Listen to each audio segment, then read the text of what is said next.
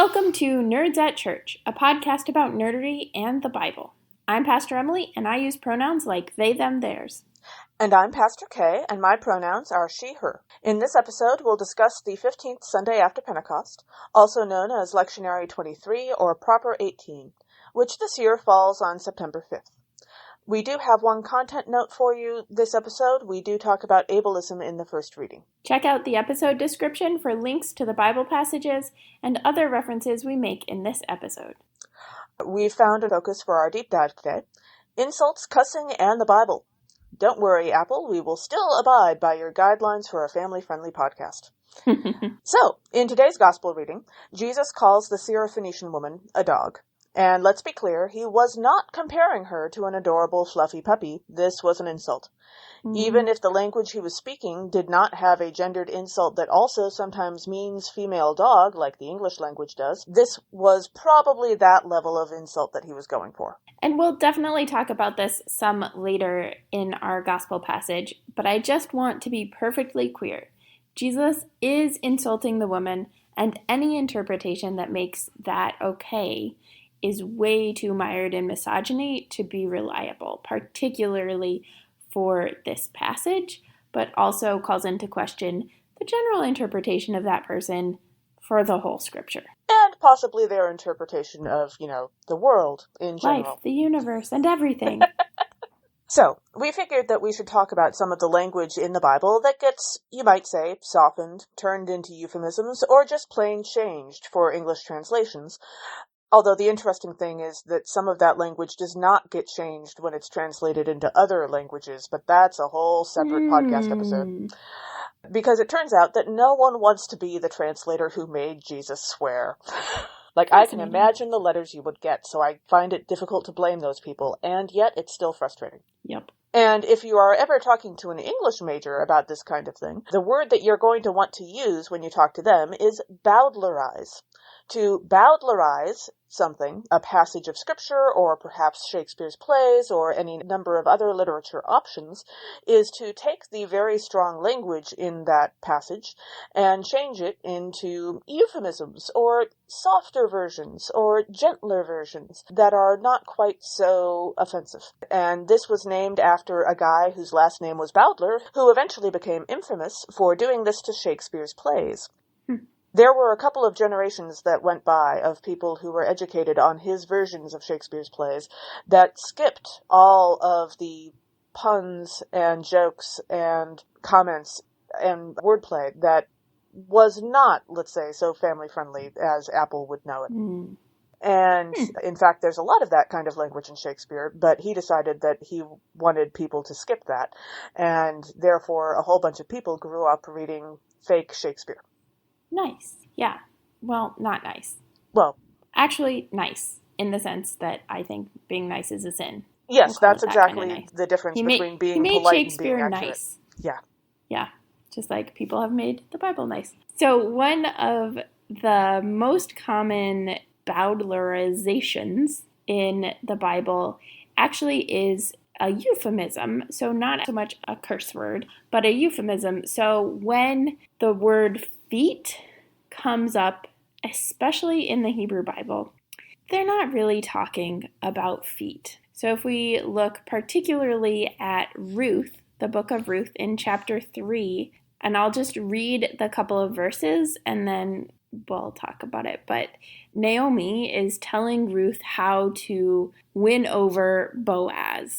And so she says to her to wash herself and put on her best clothes, get all dressed up, all of that stuff. And then once he has finished eating and drinking, she says, when he lies down, observe the place where he lies, then go and uncover his feet and lie down, and he will tell you what to do. And so Ruth does that.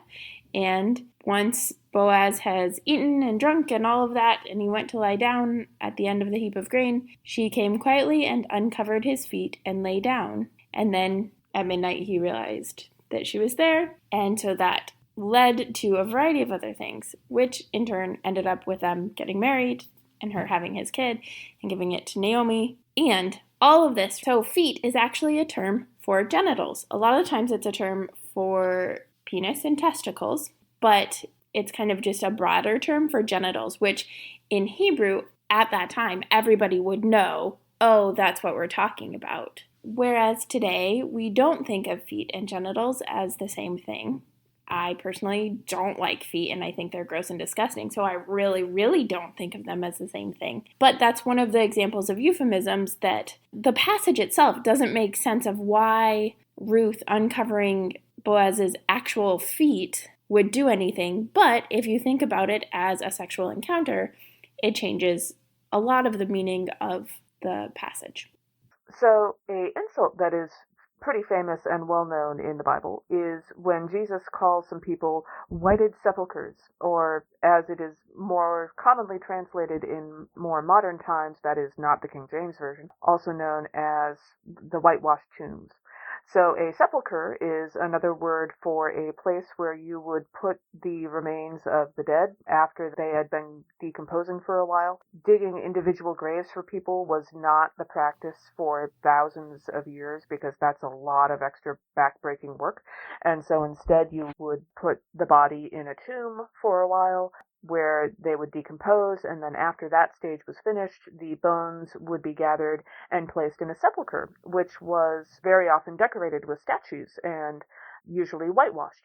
And so on the outside, the sepulcher would look very pleasant and was nicely painted and so forth. But on the inside, it would be full of the bones of dead people. And so when you call someone a whited sepulcher, you're basically saying that on the outside they might look nice, but on the inside they are actually full of death. And the yuckiness that goes with death. Yuckiness is a technical term. So that's what Jesus is saying. However, that is not always what I thought whited sepulcher meant, because my understanding of this phrase when I was younger, which some adult in my life made a offhand comment about, and I no longer remember who it was, but I still love this interpretation even though I know perfectly well that it's wrong, is that a sepulcher involves statuary. And if you see a statue these days that is covered in white stuff, usually it's because birds have pooped on it. And so for several years, I was under the impression that Jesus was basically calling these people statues covered in bird poop. And I really like that. Like, I know it's wrong. I don't entirely care. That works for me. So anyway, I just wanted to share that with you all. Well done. Well done, Kay's brain. Another term comes actually from John the Baptist. In Matthew chapter 3, John is talking to some religious leaders who are being pretty hypocritical in trying to show off by coming to him for repentance. And so he says to them, "You brood of vipers, who warned you to flee from the wrath to come?"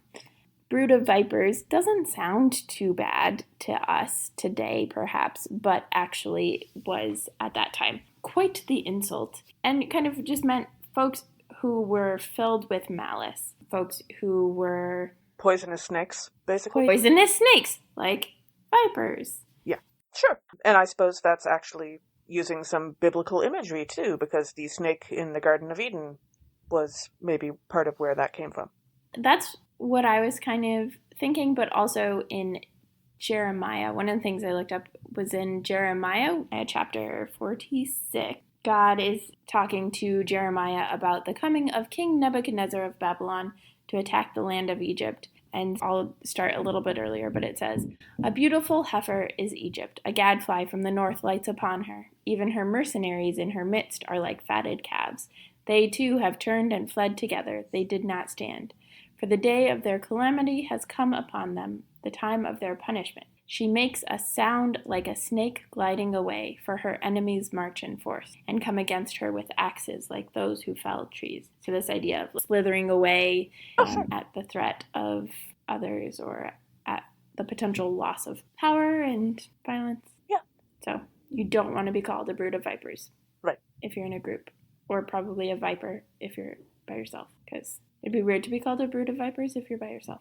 Unless you were part of a cluster insensate, in which case you, as one, are connected to 7 others, and so you are, in fact, a brood and a solitary person at the same time. Look, I made a nerdery. And then when we reach Philippians chapter 3, verse 8, Paul says, "For Christ's sake I have suffered the loss of all things, and I regard them as rubbish, in order that I may gain Christ." Which, like, that whole thing is part of an ongoing speech that Paul does, and I don't think I need to go into exactly what he means by that. The thing I'm going to land on here is that the word rubbish, as it is translated in the NRSV, is wildly inaccurate. This is the only time that this particular ancient Greek word shows up in the New Testament, but in other works from that time, it does not mean rubbish. It doesn't mean trash. It means human excrement. So this is probably not a G-rated word that Paul is using.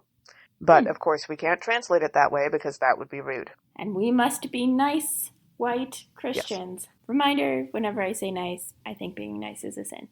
In the realm of rubbish, which is not rubbish, the Hebrew kind of version of that happens in Malachi chapter 2, where it says, "I will rebuke your offspring and spread dung on your faces, the dung of your offerings, and I will put you out of my presence." So your offerings are likely some sort of animal. So it could be a bird, a cow, a goat. And dung is a very polite way of saying poop or other words. So we know the other words of those that also mean poop. So that's kind of the approach that God is taking in Malachi towards humans is, I will spread, quote unquote, dung on your face. Yeah. Also, of course, from guidance from God on this kind of language, one of those places is from Ephesians chapter 5, verse 4, in which the author says, "Entirely out of place is obscene, silly, and vulgar talk, but instead let there be thanksgiving." So, again, this is a case of not everything translates perfectly into the English language. Mm-hmm. The words obscene and vulgar here are, of course, translated from Greek words, which seem to specifically mean making crude or obscene jokes about other people or possibly at them, probably jokes about people you know. And so that is the kind of thing that, like, I understand that close friends may occasionally do that between themselves, but that is definitely the kind of thing you need some fairly extensive consent and understanding and agreement on first. Yes. Not all relationships are the kind of relationships where that is okay. Yeah, you really want to do some work for that, and it's not something to be done idly. And then also, the word silly here, I want to be very clear. Puns are not against God's will. Let's just be really clear about that. Puns are totally fine. Puns are amazing. Yes, and also being silly is okay. And sometimes this word is translated as foolish, and look, we're all going to be foolish sometimes. Goodness knows if we haven't learned that by now.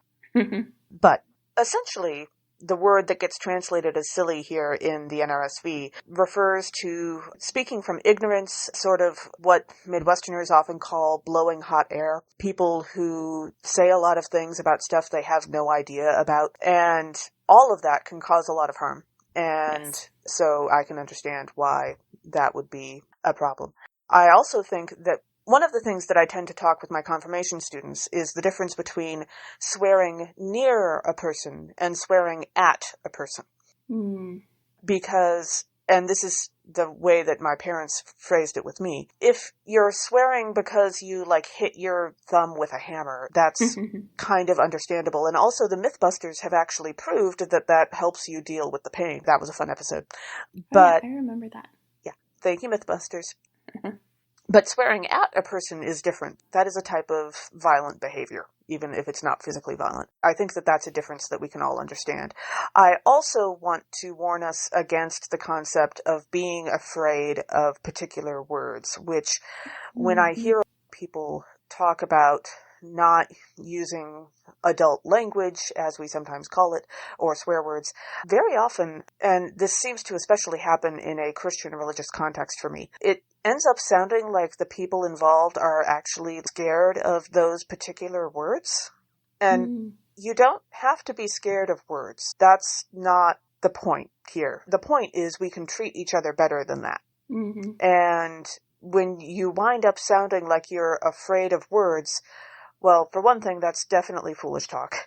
And for another, it definitely reminds me from the Harry Potter series when the whole magical community in Britain was afraid to say Voldemort's name, even though they actually had fairly good reason to at the time because he could track that somehow. Calling him you-know-who or the Dark Lord or various other options and avoiding his name increased the fear of him himself. Mm-hmm.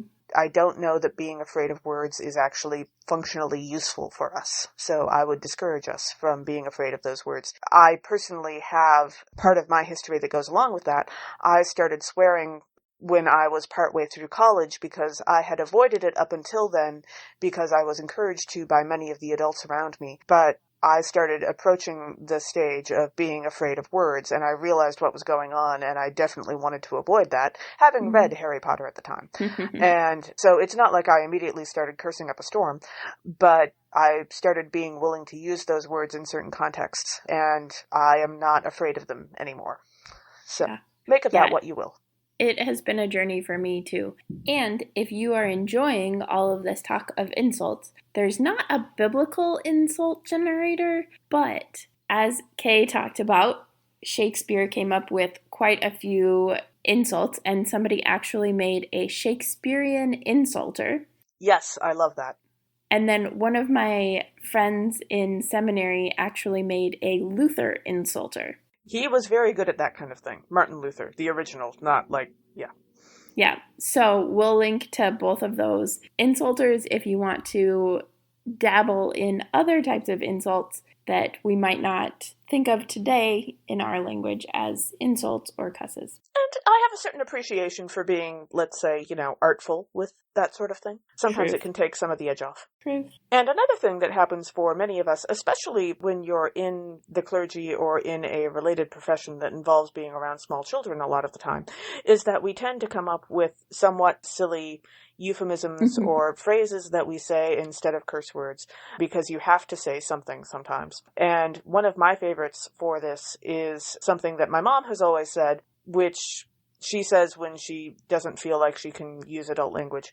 And she will look a person directly in the eye and in an absolutely flat voice say, "That is the biological byproduct of a large furry animal, and you know it." Or something like that. The furry animal that she is referring to is a bison or a bull. The biological byproduct of it, you can guess. Some might call it dung. Yes. Yeah, my favorite is from my dad, and when he's really frustrated with somebody or if somebody's like doing something really just awful, he will call them a Richard cranium because cranium is another word for head, and nice. The nickname for Richard that is not Rich or Rick. Yeah. I also say fudge monkeys a lot. That's my go-to, like fudge monkeys instead of other F words. Our first reading is from Isaiah chapter 35, verses 4 through 7a. The prophet declares that God will save those in exile, and that they will be healed, and the earth will provide abundantly for them. So one of the themes that I noticed in this passage is the idea of relief. We get this sense of relief from fear, relief from the dryness of the desert, and it reminded me of the episode where Naomi Nagata has been on this ship, and there's kind of twofold relief, right? She keeps depriving herself of oxygen so that she can mess with the mechanics of the ship so that she can hopefully save her life. And so every time she comes back in from having done it, she's like gasping for breath at the relief of having oxygen again. But then ultimately she shoots herself out of the thing so that she can help the crews stay away and not get exploded by the ship that she was on, that somebody else booby-trapped. And then she's out just like floating in space, hoping somebody finds her and sees her in time. And they do, to get oxygen back into her. But it's that space of the relief of oxygen after not having it. Yeah. Yeah. Yeah, it sounds very similar. And then in verse 4, we read, "Say to those who are of a fearful heart, be strong, do not fear. Here is your God. They will come with vengeance, with terrible recompense. They will come and save you." And it reminded me of Theoden's speech at Gondor in Return of the King, where he's like, "Fear not, we're going. It's going to be awful. Let's go." But it still manages to stir everybody up and be like, yeah! Yeah, I do especially appreciate Theoden once, he retains who he is and starts actually doing stuff again. That's great. That actually would have been a great one to also talk about in our gospel. And then in verse 5, when we read, "Then the eyes of the blind shall be opened, and the ears of the deaf unstopped." This one is difficult because certainly at face value, it's very ableist, right? It's saying that blindness needs to be cured, deafness needs to be cured, that these things are not good. And it goes on from there for other disabilities. And it reminded me actually of the Graceling series, because Kristen Cashore, who's the author of the Graceling series, creates this character named Poe who can sense people's thoughts towards him, and he can kind of sense the environment around him, not in a visual sense. And then towards the middle to end of Graceling, he gets in an accident and goes blind. And then his grace magically expands so that he has a good lay of the land for the whole world. And this is a problematic trope that frequently happens, that able-bodied people frequently do in writing, where it's, oh, there's this disability, look, this character is disabled, but we're going to magically have something happen to negate the disability. And what I really like about this in particular is that Kristen Cashore received the feedback that what she had done was an ableist trope. And so in the next book she wrote, there were particular things that pointed to the limitations of Poe's grace and of Poe's sight, so that he still retained an identity as a disabled character, and Sure. that his disability wasn't actually negated, but was part of the fuller story, which I really like. So, all that to say, this puts the onus on individual people when it's the eyes of the blind shall be opened versus the community shall create ways of moving that don't require sight. Yeah. And so that's, yeah. Yeah, the shorthand version of how to explain it to people who just don't understand what the problem is here is that you don't tell disabled people how to feel about their disability. Mm-hmm. They're going to feel differently. Like some blind people would be delighted to be able to see. Some deaf people would be delighted to be able to hear. And there are also people who absolutely would not. Yep. And are comfortable enough with and have come to understand themselves in such a way that that's part of who they are. And you don't get to tell anyone who they are, as we know very well on this podcast. So, Indeed. and along those lines, we get to the next verse. I actually have two thoughts on verse 6, but that's because it's kind of a long verse and there's several things going on. So the first half of verse 6 is, "Then the lame shall leap like a deer, and the tongue of the speechless sing for joy." Okay, so I'm going to be entirely honest. My first thought when I read this verse was I had a mental image of Patrick Stewart in the wheelchair as Professor Xavier from the original X-Men movies. And, well, not original, but, you know, from the X-Men movies from when we were younger. And if someone was going to jump out of a wheelchair and leap like a deer, Patrick Stewart could absolutely pull it off. Like, you can just see him doing it, right? But, okay, but that was not the useful thought that I had, so I put that aside. But I did want to share the mental image with you because, yes, he could have so much fun with that. Yeah. And after that, I thought of, you remember the time just after Stephen Hawking died, not too long ago, and suddenly there were a bunch of memes going around on the internet of him either in heaven or occasionally in space or in some indeterminate area, and it was shown as him stepping away from his wheelchair, or simply his wheelchair was empty or possibly overturned, and they were trying to make memorials to him, basically. And these memes were a problem for two reasons. One, he was a convicted atheist who did not believe in life after death. You don't try to turn someone into your religion when they're not of your religion. That's rude. Also, Christianity doing that has a really ugly history of murdering people, so let's not do that either. Yep. And secondly, again, you don't tell a person who uses a wheelchair how to feel about their wheelchair. You don't tell a person with a disability how to feel about their disability. I don't, off the top of my head, know if anyone asked Stephen Hawking, you know, if there was an afterlife which you don't believe in, would you like to still use your wheelchair in that? But from what I've experienced speaking to wheelchair users, among those who do believe in life after death, there are a variety of different understandings about what the afterlife would mean for them among wheelchair users. Some imagine everyone in wheelchairs, because wouldn't everyone want to be able to pop a wheelie for no particular reason? Right? Some imagine still being in their wheelchair, but maybe not everyone else is using them, or maybe people take turns, I don't know. And some, yes, do hope to walk, if we still have physical bodies in their understanding of the afterlife. So basically, those memes led to a very messy conversation on the internet. And the parts of the internet I was on, most of it ended fairly constructively. But I also very carefully choose the parts of the internet I'm on, so I imagine it probably went rather worse elsewhere. Yeah, well, and I think, so there's a great article that friend of the podcast, River Needham, shared with me that we'll share in our episode description that talks about wheelchairs as freedom.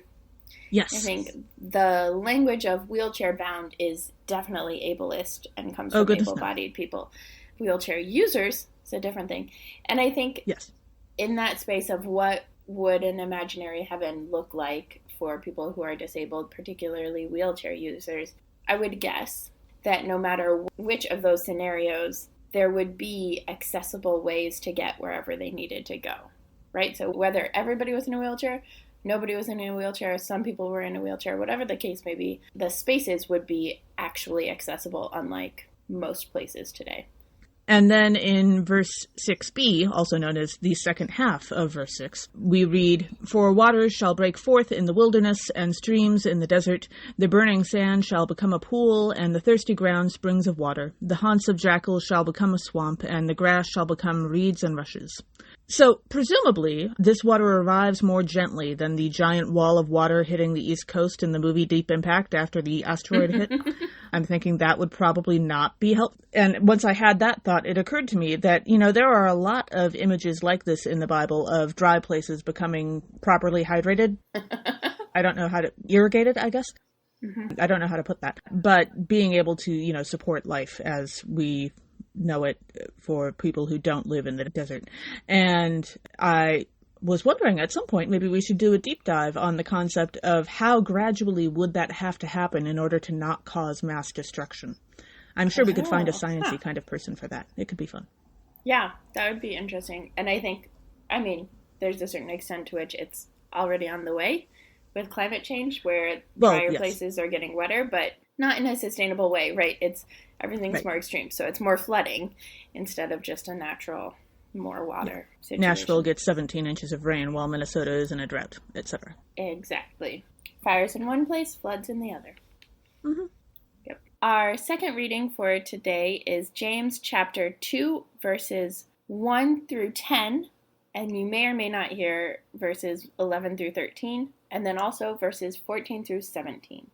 The author reminds Christians that pandering to the rich isn't Christian and also won't do them any good. Instead, it is a Christian's calling to care for those in need as a sign of their faith active in their lives. I will just toss in here real quick before Emily gets started that there is a known trope in Lutheran circles, which we are both Lutherans, that Martin Luther, who, created the whole Lutheran concept, was not fond of the book of James. But or there Jude. are... Yes, or Revelation, for that matter.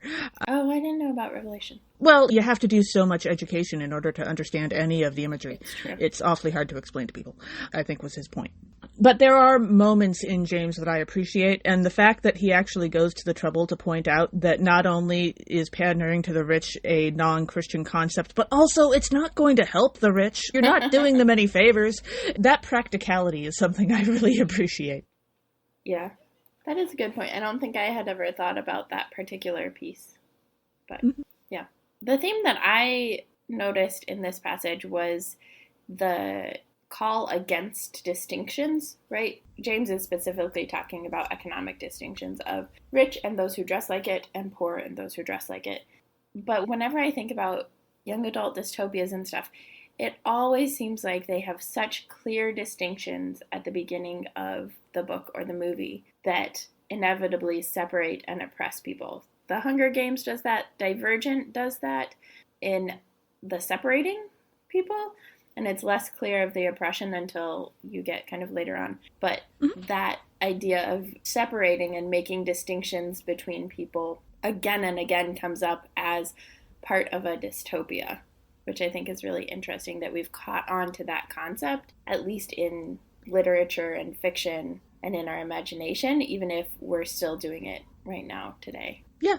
Yeah, also we just like putting people and things into categories, and we seem to sometimes like it when things are in neat categories, and then we realize that they don't fit in neat categories. And yeah, it's true. Speaking of categories and favorites, in our first verse, we read, "My siblings, do you, with your acts of favoritism, really believe in our glorious Lord Jesus Christ?" And this question gets at what good comes from favoritism, kind of like what you were talking about, right? There's no good for the poor, but there's also not good for the rich in that. A clear example of that is the story arc that happens in Doctor Who when Rose shows favoritism and saves Jack's life. And then there's all these unintended consequences, right? So one unintended consequence is that Jack becomes immortal. But there's all of this other stuff that like snowballs because of this one act that Rose took to save Jack's life instead of letting him die as he presumably was going to. yeah, I mean, also, it's an interesting kind of favoritism because it's not like she chose him over anyone else. He was the only one who was still alive who she could still save. Yeah. But if she wasn't showing favoritism, yeah, she absolutely would have let him die along with everyone else. Of course, also, she wasn't entirely herself. Yeah, it's a complicated one for sure. Yes. But I do love that season, though. I, full disclosure, had some help prepping from both Pace and River today. So sure. That's the... I definitely spent a little time on TV trips, so we are both returning to our favorite sources. Absolutely. Indeed. In verse 4, we read, "Have you not made distinctions among yourselves and become judges with the evil thoughts?" So there's been a lot more noticing of this in recent years, or maybe it's that I've been noticing more, which is pretty meta of me, I guess. Especially during the pandemic and with the political movement going on since George Floyd was killed, with noticing when people assume that, for example, being suspected of a crime is the same as being convicted of a crime, or that being convicted of any crime is the same as being guilty of a very serious crime, etc. In the conversations I've been having with people, it seems that we're finally starting to notice that maybe those things aren't actually the same. Maybe saying that this person, allegedly committed this small misdemeanor and therefore they deserve this horrible thing to happen to them is actually not okay, thank God. Weird. And I think I've seen more general outrage about this idea of people in jails or prisons, for example, not receiving proper medical care or proper protection from COVID than we would have seen if the pandemic had hit 5 years ago. Yeah. That's interesting because I think in some ways, yes, and in some ways it is precisely because of the organizing that has taken place during the pandemic that we're noticing it more. Yes. That it has more visibility and a larger voice. Yeah, and how would the organizing have been different if there wasn't a pandemic at the time? That kind of thing. Yeah, but all of this is also like is this just right now? Are people going to forget this? Right. Or... because that's happened before. Yeah, or can we keep moving with this change and this growth and this improvement? Yeah. But we definitely allow ourselves to have evil thoughts and become judges now and then. So true. I guess some things haven't changed since biblical times.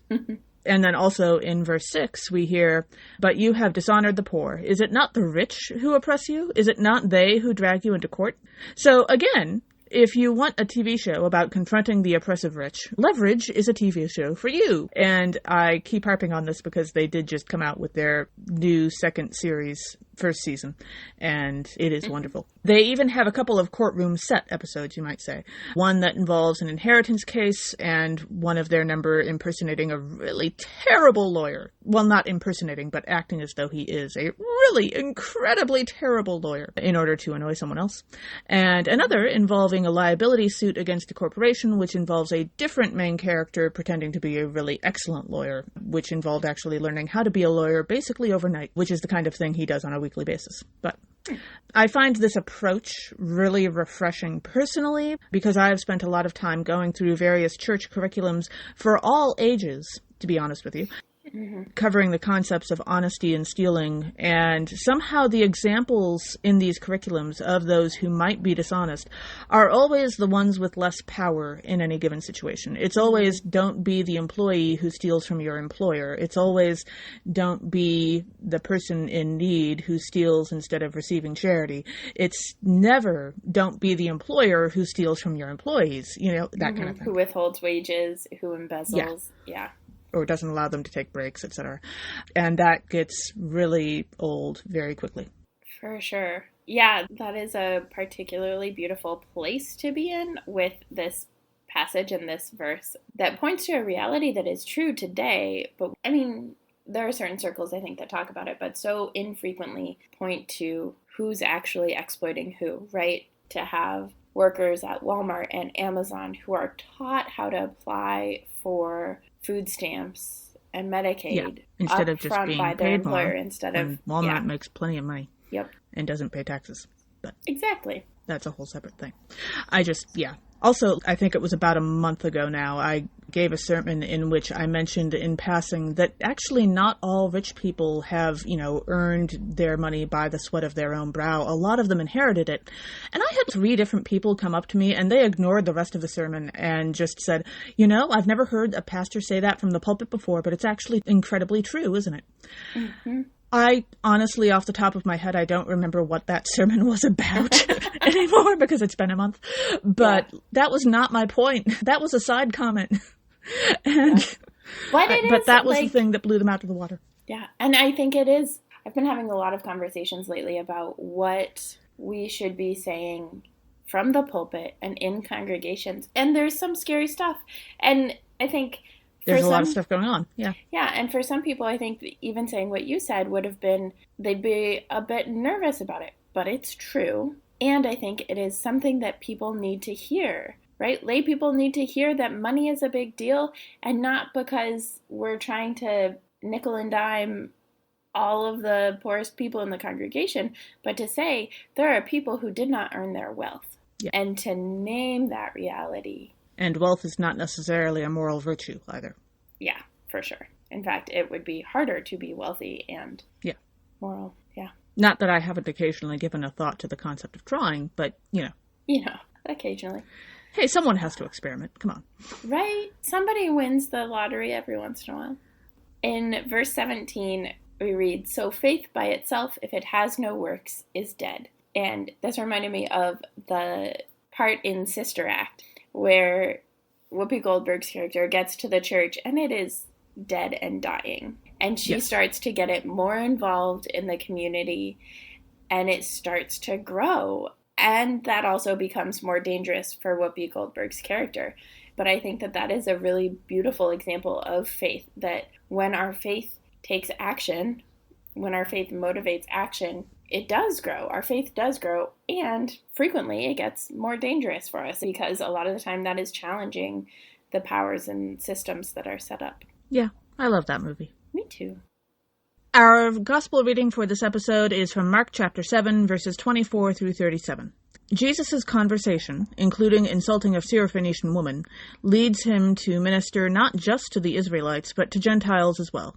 He then takes a roundabout journey to the southeast side of the Sea of Galilee and heals a man who is deaf.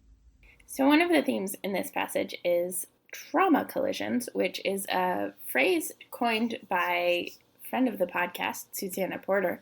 And the way trauma collisions happen are when people who have different identities of oppression kind of run into each other. Their traumas or their oppressed identities run into each other. And so here we have Jesus, who is a poor brown man, and the Syrophoenician woman who has some, it's kind of presumed that there's a good chance she has some amount of money, but she's also a woman in that society. And so they come at each other and Jesus is exhausted and she's desperate. And so they have this collision of her wanting something from him and his exhaustion at being asked again and again. And it ends up with a lot of stuff, including Jesus calling her a dog. And we use dog because I don't like using the other word on this podcast. And Kay might then turn me into R2D2. But it was a slur. It was a derogatory thing. So whatever you might hear about this story, the reality is that there is a trauma collision here, that Jesus does call her a dog, and that is a slur. And what this brought to mind is the idea of oppression Olympics, and there's like a whole episode of Will and Grace about the oppression Olympics and trying to figure out who's more oppressed than others. And that's harmful and not helpful. The reality is that different people are oppressed in different ways, but that and all of it sucks. And all of it sucks. All of it. And when we have those trauma collisions, right, there is potential for us, if we're in the right space, to listen and learn from each other, for them to be moments of deep grace, which is what happens here. They have the trauma collision. Jesus calls her a dog, and she says, yes, but even the dogs under the table eat the children's crumbs. And that's the point where it shifts Jesus' mind frame into, oh, yeah, you're right. It is bigger than what I was thinking, which I think is pretty cool. Yeah. In verse 26, we read, Now the woman was a Gentile of Syrophoenician origin. She begged Jesus to cast the demon out of her daughter. Okay, so there are a lot of sci-fi fantasy universes, whether you're talking books or movies or podcasts or whatever, where they give you a deeply complex and nuanced look at prejudice and try to get you to think more deeply about how prejudice in our world works, but they do it very slowly and gently and nuanced and complex. And then there are the sci-fi fantasy universes, or, well, really any fictional universe, but sci-fi and fantasy is interesting because they can introduce types of people who don't exist, you know? Mm-hmm. And then there are the ones that, instead of doing the complex and nuanced look, they just, prejudice exists. It's part of the world. It doesn't look terribly different than the stuff that we're used to until all of a sudden they smack you over the head with the truly horrific things that it can lead to. And I've seen universes play out both ways. That one is less a, let's think about what this means for us, and more of a, See how terrible this can get? Look. Because this happened in real life too, right? And so one of the examples that came to mind for me is from Sean and McGuire's October Day series. And yes, by the way, I realize that I'm showing partiality. I'm okay with that. Because this is about fictional universes and not, people in need. But I have things I'm fond of, just like Emily does. Indeed. And in one of the books, there is a sort of an ongoing thing where a father is basically constantly having to beg for his daughter's life because his daughter is not a full-blooded Fae person like he is. She is also half human. And under certain circumstances that have just become inevitable because of the plot, there is a chance that she may need to be killed in order to maintain the secrecy of the existence of Fae in the human world. Ooh. The full explanation of exactly how that happened would take a while, so I'll skip it. But the existence of this prejudice between Fae and humans is acknowledged consistently in the series. Mm-hmm. It is not portrayed with any particular nuance or complexity. It's just sort of a fact of life. But it's not until this particular book that you realize the full horror of some of the implications of it, where it really smacks you over the head. I don't know that I particularly have a preference between the ones that, carefully and complexly lead you through all the nuances of everything versus the ones that just hit you over the head with a 2x4, essentially. But this did a particularly good job of it. Yeah. Because we know perfectly well that children have absolutely died through prejudice in the real world for lesser reasons than endangering the existence of an entire people. Yes. Yep. I've been marathoning Sense8, and that is a thing that happens in it. Yeah. Yeah. Also, I totally just now, for the first time, got the pun in the name of that series. Okay. I knew it was about 8 people. I haven't actually seen it. But I just, wow, that's like Central Perk levels of obvious. Okay. That's fantastic. Yeah. And then in verse 28, after Jesus has called her a dog, the woman answers Jesus, Sir, even the dogs under the table eat the children's crumbs. And this is one of those working with someone you don't like, but you have to because you have a common goal kind of things. And so it reminded me of Triss in Insurgent in the Divergent series, where she ends up having to work with Marcus Eaton, Tobias or Four's abusive father, but he is the only one with this knowledge and this stuff. And so she ends up having to work with him to try to save their community and their culture and let this truth come out. But it is decidedly working with someone that she doesn't like and that has disrespected her. But doing it anyway because of a bigger need. In this case, her daughter, and in Triss's case, the fate of her entire world, or something. And then in verse 33, as we shift gears into the encounter with the deaf man, we read that Jesus took the man aside in private away from the crowd and put his fingers into his ears, and he spat and touched his tongue. And I love this model of kind of pulling him into privacy, because there's so much that in my headcanon, Jesus also checks with him that he actually wants this to happen. Sure. Because we just have this crowd that brings the man and begs Jesus to help him. But it reminded me of all of the times and ways in the Born Supremacy movies where he's always trying to find a more private place to talk because everything is surveillance everywhere, but to try and pull people aside and have a conversation that can be honest and a little bit more vulnerable because they're one-on-one private conversations versus kind of the big conversations that anybody can overhear or experience. Yeah, I like that headcanon. That makes sense. And then finally in verse 36, we read, "Then Jesus ordered them to tell no one, but the more he ordered them, the more zealously they proclaimed it." Okay, so to be entirely honest with you, I am still unclear on whether this was Jesus's goal or not. Like, was Jesus using reverse psychology? Right. Or is Jesus actually frustrated that they're going around talking about this? I don't know. Either way, I still figure this could absolutely get turned into a Bugs Bunny cartoon. Because this is exactly the kind of thing that Bugs would pull, like with reverse psychology, or exactly the kind of thing that Daffy would do to Bugs if Bugs didn't want him to. Yeah. Either way. And which occurs to me, I actually know a story about Bugs Bunny in the Bible, and I don't know if I've told it on this podcast before. I don't think you have. There is an ongoing thing in Bugs Bunny when he runs into Elmer Fudd, where he calls Elmer Fudd Nimrod. Now, in the Bible, Nimrod is a mighty hunter, and Bugs is being sarcastic. Because Elmer Fudd is a terrible hunter. The thing is that apparently audiences at the time, the first time that this happened, they did not get the reference. They had no idea that Nimrod was a person in the Bible. And so they just assumed, oh, this word must mean, foolish or ignorant or not very bright, because that's what Elmer Fudd is. And so it is because of that the word Nimrod is also commonly used in today's world to tell someone that they are not very bright, when in fact it's supposed to be about their hunting prowess. Huh. So, thanks, Bugs. Yeah. We appreciate that you thought that we would get that reference. I think I heard that once before, but not that full story. That's fantastic. I believe I may have told that story on our previous podcast. Oh. Incarnation. It's possible. That's what reincarnations are for. Yes, exactly. Thanks for joining us. Catch us next time when we'll discuss nerdery connections to the scripture readings for the 16th Sunday after Pentecost. This podcast has been produced by us, Emily Ewing and Kay Rohloff.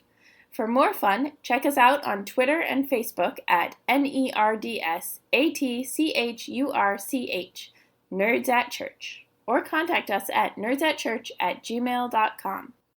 Also, if you like what you've heard, rate us or leave us a review on Apple Podcasts, Facebook, or wherever you catch your podcasts. If you want access to our full guest episodes and interviews, support us on Patreon at patreon.com/nerdsatchurch. We hope Patreon can help us get our episodes transcribed for those who need or prefer that, though if you want to help us with transcripts, let us know via email or social media. As the ancient Christians said, Pax Vobiscum.